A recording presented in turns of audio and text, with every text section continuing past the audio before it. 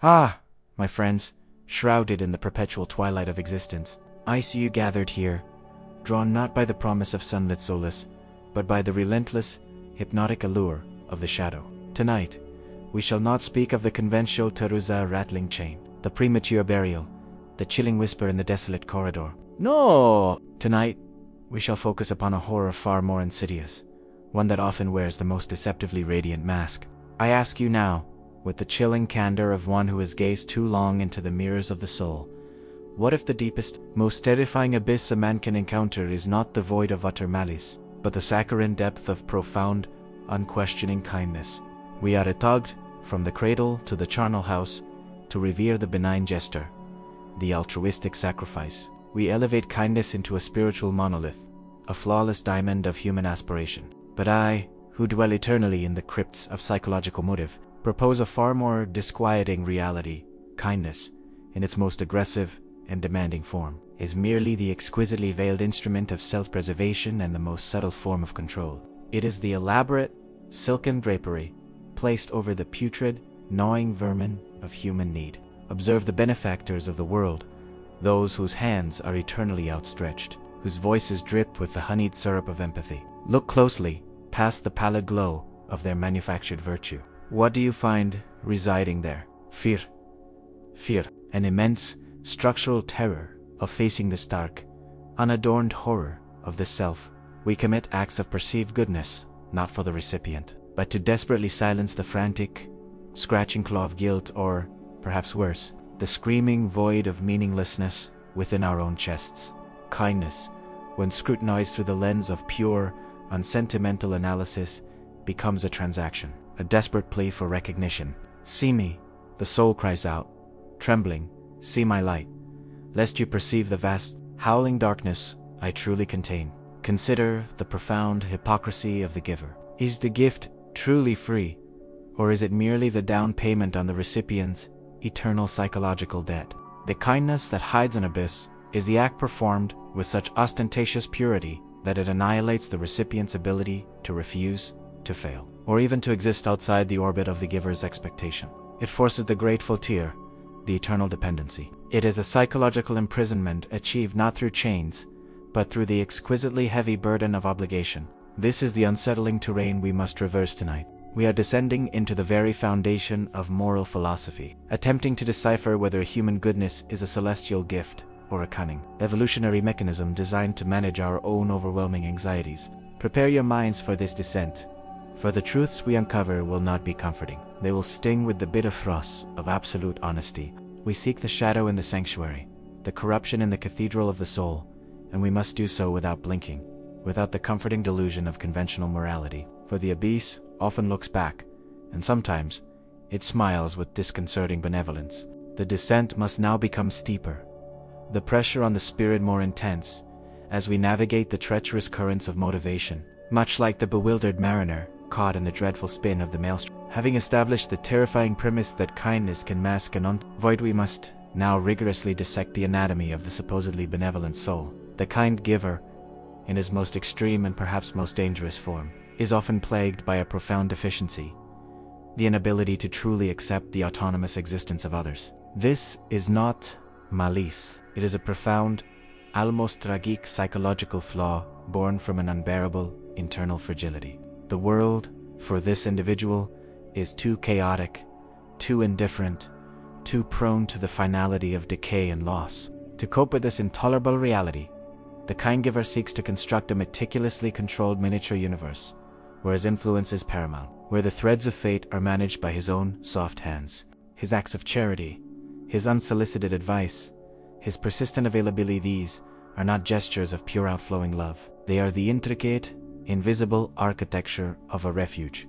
The recipient, basking in the perceived warmth of this generosity, becomes an essential pillar in this fragile structure.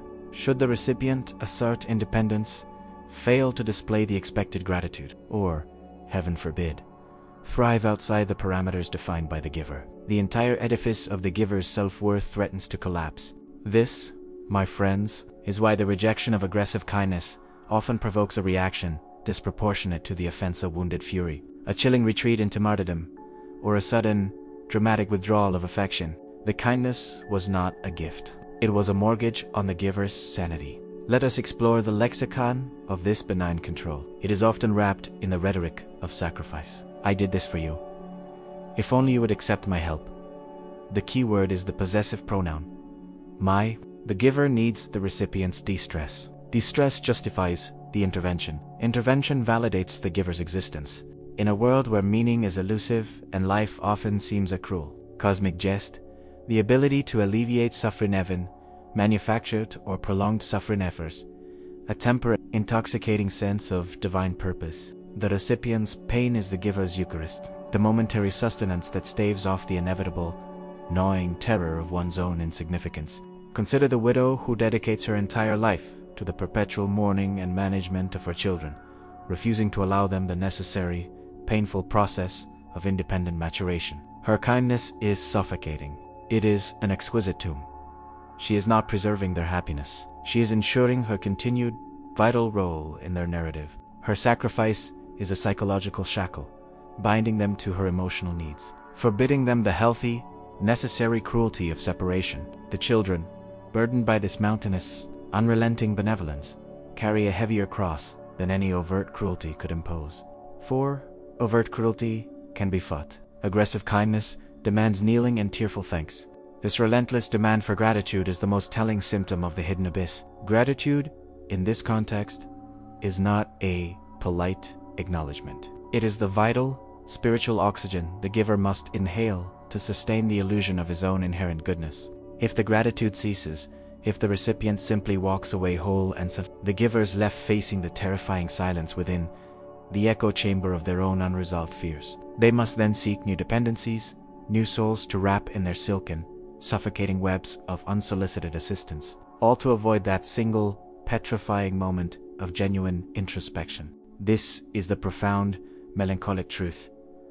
The abyss is not in the malicious heart, but in the heart that is desperately trying to convince itself it is not empty. The psychological tension must now escalate, tightening around the common understanding of virtue until it begins to crack, revealing the dreadful pressure lurking beneath. We have established the self-serving foundation of aggressive benevolence, but we must now address the most critical element, the burden of the recipient, the one who must absorb the perpetual, exhausting output of the giver's projected goodness. This is where the rhythmic, insistent beat of the telltale heart of true motive becomes deafeningly clear. The recipient of this relentless, demanding kindness is placed in an intolerable ethical quandary. To reject the help even if it is unnecessary or harmful to their own process of growth is to be branded ungrateful, cold, or even cruel. The giver has expertly crafted an emotional trap. Opposition to the kindness is perceived not as autonomy, but as a moral failing. Imagine the subtle torture of being perpetually indebted to someone whose generosity constantly reminds you of your own perceived deficiency or failure. The kindness, intended as elevation, becomes a relentless form of psychological deflation. It whispers, incessantly, "You are not capable. You require my intervention. Your independent success would render my existence meaningless." This dynamic often plays out most tragically in the bonds of family or intimate relationships, where the giver claims absolute, unconditional love. But true unconditional love, my friends, is silent. It observes, it supports from a distance, and it allows for error, catastrophe, and resurrection without demanding applause. The love that hides an abyss, however, is loud. It requires constant validation. It demands proximity. It is the obsessive, smothering presence in the chamber, never allowing the necessary air of solitude. It is here, at the midpoint of our agonizing analysis, where the shadow of the abyss deepens and the necessity of communal scrutiny becomes imperative. If this dissection of the human soul, this uncomfortable excavation of motive beneath the polished surface of morality has resonated with the dark, recognizing corners of your own experience, if you too have felt the chilling weight of a gift that felt more like a cage, then I implore you, grant this inquiry the recognition it deserves. Do not merely observe this descent into psychological truth. Become a part of the inquiry. Subscribe to this perpetual twilight. Mark this contemplation with your approval, and join the company of those brave enough to question the very nature of light. For only by sharing the candle can we truly illuminate the dark chambers of the human heart. Now, let us move from the personal agony to the societal implication. How does this aggressive kindness manifest on a grander scale? Societies, like individuals, fear their own internal vacuity. They masked deep structural failures, the failure to provide genuine equity, autonomy, or meaning by emphasizing grand, visible acts of charity and bureaucratic benevolence. The vast, impersonal apparatus of help can often be the most profound form of control, reducing complex individuals to mere statistics of need, forever categorized, managed, and dependent upon the benevolent state or institution. The kindness offered is often merely the sedative administered to the population to ensure they remain placidly accepting of their subordinate position. The true enigma, however, lies in why we permit this management. Why do we so readily accept the gilded cage of dependency over the arduous, painful freedom of some? We now stand at the precipice of the enigma, the moment where the psychological observation must transition into a confrontation with philosophy. The challenge we face is not merely defining the motive of the kind giver, but understanding the profound societal and spiritual appetite for receiving this burdensome form of grace. Why does the modern soul, ostensibly liberated and dedicated to autonomy, so readily embrace the subtle shackles of benevolence? The answer, I posit, lies in the terrifying allure of the absence of responsibility. Self-reliance, while celebrated in rousing anthems and romantic tales, is an exhausting, soul-crushing endeavor.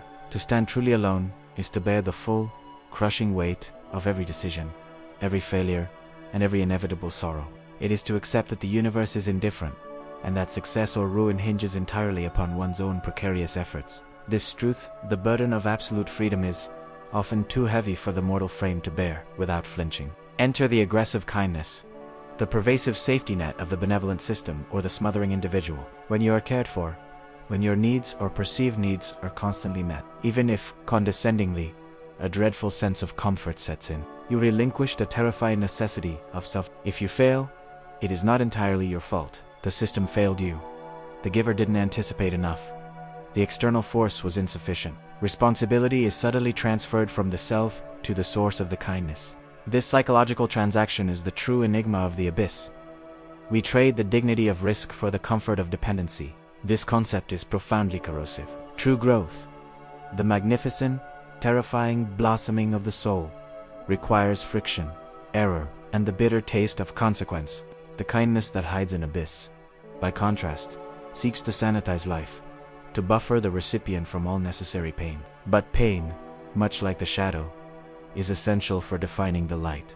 Without the necessary suffering, the soul becomes shallow, soft, and incapable of enduring the genuine catastrophes that life inevitably presents. The giver, by providing constant, unsolicited rescue, cripples the recipient's resilience, ensuring their continued need for the rescuer. This relationship, the symbiotic dependency between the needy recipient and the need-creating giver, is fundamentally the giver feeds on the recipient's gratitude and dependency to nourish their self. The recipient feeds on the giver's resources and protection to stave off the dreaded confrontation with personal accountability. Both parties, though seemingly on opposite sides of the transaction, are united in their profound terror of the stark, unadorned truth of existence. They inhabit a mutual illusion of safety, built upon the quicksand of unearned sustenance. To truly break free from this gilded cage, one must cultivate a peculiar form of psychological courage. The courage to say, I refuse your benevolence, not out of malice, but because I insist upon the right to fail by myself. I demand the dignity of my own struggle. This refusal is often met with hostility, for it exposes the giver's illusion and forces the recipient to face the terror of the abyss alone. Yet, only in that terrifying solitude, away from the demanding warmth of manufactured virtue, can genuine, unburdened strength take root. We reach now the ultimate ascent, the moment where the full, terrifying synthesis of our observation must be drawn, much like the final, horrifying realization in a chamber of torture. If the kindness we speak of is merely a mechanism of control, and if the willingness to receive it is the evasion of responsibility, what is the ultimate price paid at the psychological altar? This is the climax of The Raven, the inescapable, echoing pronouncement of the soul's doom. The profound tragedy of the kindness that hides in abyss is that it systematically destroys the possibility of genuine connection. Authenticity requires vulnerability, and vulnerability demands the courage to show one's true, flawed, often selfish face. But the giver, draped in the armor of manufactured benevolence, refuses to be vulnerable. Their kindness is a shield, deflecting all genuine criticism, all honest friction, all raw, uncomfortable reciprocity. How can one truly connect with a saintly projection? You can only worship it, or resent it neither, of which constitutes true human exchange. The result is a devastating isolation. The giver, despite being surrounded by the recipients of their tireless efforts, remains profoundly, existentially alone.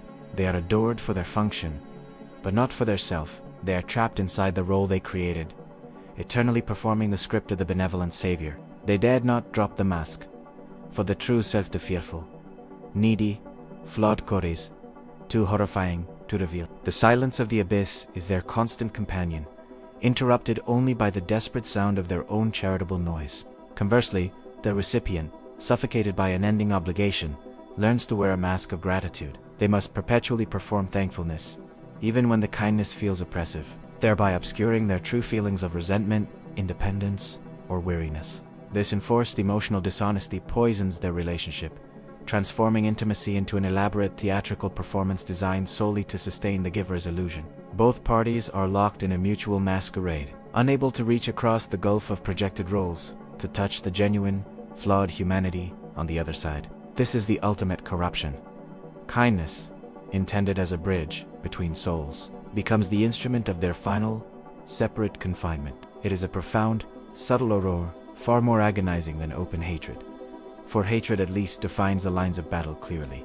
Aggressive kindness muddies the waters, making the oppressor appear to be the martyr, and the victim appear to be the ingrate. The solution, though bitter to swallow, resides in a return to severe honesty. We must demand the right to be unhelped, to be imperfectly, dangerously free. We must encourage the giver to drop their shield and confess their neediness not through charitable acts, but through direct, uncomfortable admission. Only when both parties shed the pretenses of absolute virtue and absolute dependency can the true work of genuine human interaction, which is always messy, partial, and terrifyingly reciprocal, truly begin. We have seen the reflection in the polished surface of virtue and identified the monster beneath. The creature is not monstrous in form, but it is the neediness of the soul, seeking to consume others under the guise of saving them. Having traversed the labyrinthine corridors of the benevolent soul, and having stood at the precipice of the terrifying freedom that aggressive kindness seeks to suppress, we must now draw the final curtain on this melancholic revelation. What is the enduring legacy of this psychological military? The message is one of necessary vigilance. The kindness that hides an abyss teaches us that the highest moral imperative is not merely to do good, but to engage in profound, painful self-scrutiny before every action. We must ask ourselves, with the brutal honesty of a surgeon examining a festering wound, is this action truly for the elevation of the other, or is it merely to quiet the frantic, demanding spirit within my own breast? Is the gift a true relinquishing, or is it a transaction where the expectation of gratitude is the hidden, exorbitant fee? The greatest kindness we can offer another human being is not a resource, but the affirmation of their own sovereign strength, even and especially in their moments of deepest distress. It is the respectful silence that allows them the space to discover their own remedy, to endure their necessary trial, and to emerge scarred but intact, the true architect of their own salvation. The true benefactor allows the recipient the dignity of the struggle. Therefore, let the final, haunting conclusion of this discourse serve as a cold, imperative wind to sweep away the cobwebs of self. Disregard the easy applause of those who praise unthinking charity. Seek the truth hidden in the shadow of the purest intention. For those who have endured this journey into the depths of motive, I offer a final instruction, a call to the lonely battlefield of the internal life. If this chilling examination of human virtue, the profound necessity of dissecting the why beneath the what has provided you with a new, somber lens through which to view the world, do not let this introspection fade into the morning light. Ensure the shadow lingers. Share this contemplation with those who still cling to the comforting delusions of pure, unexamined morality. Engrave this analysis onto the eternal tablet of your psychological vigilance, for the abyss is always watching, and often it dresses investments of brilliant, blinding light. The scrutiny must never cease. The abyss is not merely the absence of light, it is the overwhelming, suffocating presence of light that burns without warmth. Be wary of those who offer you salvation. They may only be seeking a permanent, grateful audience for their own internal performance. Never forget this truth, my friends. As you navigate the treacherous waters of human interaction, trust your intuition when a gift feels too heavy, when the generosity feels too demanding. For sometimes, the sweetest honey masks the deadliest poison. The most perilous prison is not built with stone and iron, but woven from the soft, insistent threads of unrequested help, binding the recipient to the terrifying, endless need of the keeper.